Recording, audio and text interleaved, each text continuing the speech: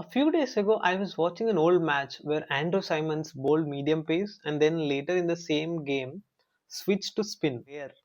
So I started wondering, has anyone actually done this properly? Not like a part timer, not for a few hours, but as a genuine high level skill.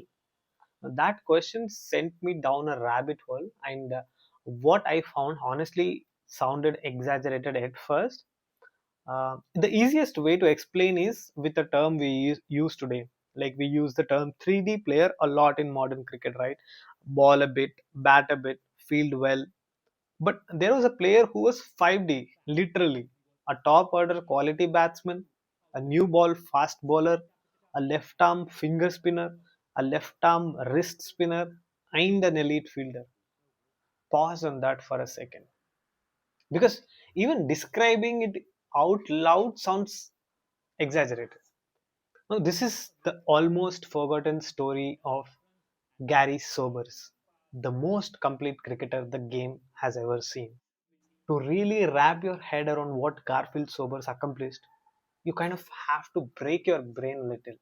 Think of it like this: it's like a single football player being a star striker, a shutdown defender, and a midfielder with pinpoint accuracy all at the same time. Sounds like a character from a video game, a mythical being, a unicorn. But this was real. It wasn't just fans saying it. The ultimate authority in cricket, Sir Don Bradman, called Sobers a 5 in 1 cricketer and the greatest all round player he had ever witnessed.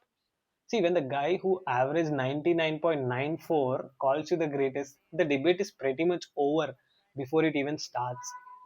Sober's final test career numbers are staggering on their own, like 8,000 runs at a phenomenal average of 58 and 235 wickets. For perspective, his batting average is higher than Sachin, Lara, and Ponting. But as massive as they are, these numbers don't even begin to tell the whole story. The story of Sir Gary isn't just about how many runs he scored or wickets he took, but how he did it. His journey started in Bridgetown, Barbados in 1936, a world far, far away from modern sports science and multi-million dollar deals. Born into a large family, young Gary was a natural. Legend has it he was born with an extra finger on each hand, which were removed when he was a boy, but maybe it was a sign of the extra gifts he possessed. He made his first class debut for Barbados at 16 and was playing Test cricket for the West Indies by 17. Initially picked as a bowler who could bat a bit, for a few years that's exactly how his career looked. Flashes of brilliance, moments that hinted at something bigger, but nothing fully unlocked yet. People could see the talent, they were just waiting for it to click. By 1958, Sobers had played 14 matches and still hadn't scored a century. Then, playing against Pakistan at Sabina Park in Jamaica, everything clicked. From that moment, cricket was never the same. He walked in and didn't stop. For over 10 hours, he batted with total control. What started as a 100 became a double, then a triple. He finally declared at 365 not out, breaking the world record for the highest individual test score.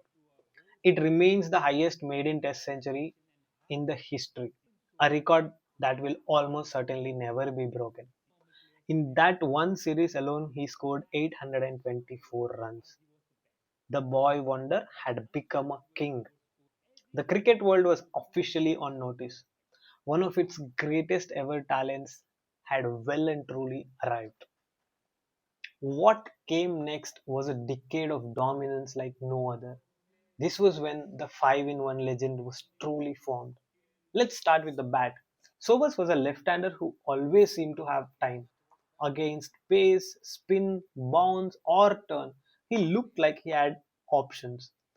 Don Bradman himself called one of Sobers' innings the greatest exhibition of batting ever seen in Australia.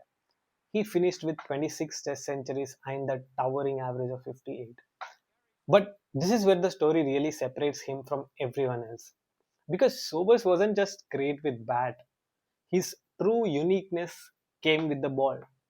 Most bowlers add skills like dusra, carom ball, or a flipper, but Sobers switched identities. He was essentially three bowlers in one. He could take the new ball and bowl left arm fast medium, genuinely quick, capable of troubling top order batsmen. As the ball aged, he'd slow it down into a world class left arm orthodox spinner. And when conditions demanded something different, he could switch again to left arm unorthodox wrist spin, the rarest and most difficult craft in cricket. To do even one of these at an elite level is exceptional. To do all three in the same career, sometimes the same match, remains unheard of. Add to that his brilliant fielding, sharp close to the wicket and effortless in the outfield, and the picture becomes clear. Batting genius, pace bowler, finger spinner, wrist spinner, elite fielder, five players, one man. Sober's career was filled with moments of pure, unfiltered brilliance. 1968, playing county cricket for Nottinghamshire, he hit Malcolm Nash for six sixes in a single over. It wasn't wild slogging, it was clean, controlled, almost clinical. He captained the West Indies 39 times, leading a team of superstars through a golden era. His leadership was aggressive, win first, often declaring boldly, sometimes even controversially. His career is a world apart from today's game. Now players are scouted and trained from a young age to perfect one skill. Sobers played in a different time, yes, but his unique genius transcends any era. He represents a lost ideal of the complete cricketer, a level of all-round mastery we may never see again. So, how good was Sir Garfield Sobers really? See, whenever modern fans argue about the greatest all-rounder across eras, names like Jack Ellis, Imran Khan, Ian Botham, and Kapil Dev always come up. Statistically, Kallis has an incredible case, but if cricket were decided by purely spreadsheets, this debate would be easy. Sobers was different. He didn't give his team balance, he gave them control. Control over phases, control over conditions, control over outcomes. In the end, the title of the greatest will always be a heated argument. But the most complete cricketer, the most versatile, multi talented player to ever step on a pitch, that has to be Sir Gary. He was knighted for his services to cricket in 1975 and was named one of Wisden's five cricketers of the century in 2000. So, what do you think? Is Sir Garfield Sobers the greatest all rounder of all time? And could any modern player ever come close to what he did? Let me know in the comments below.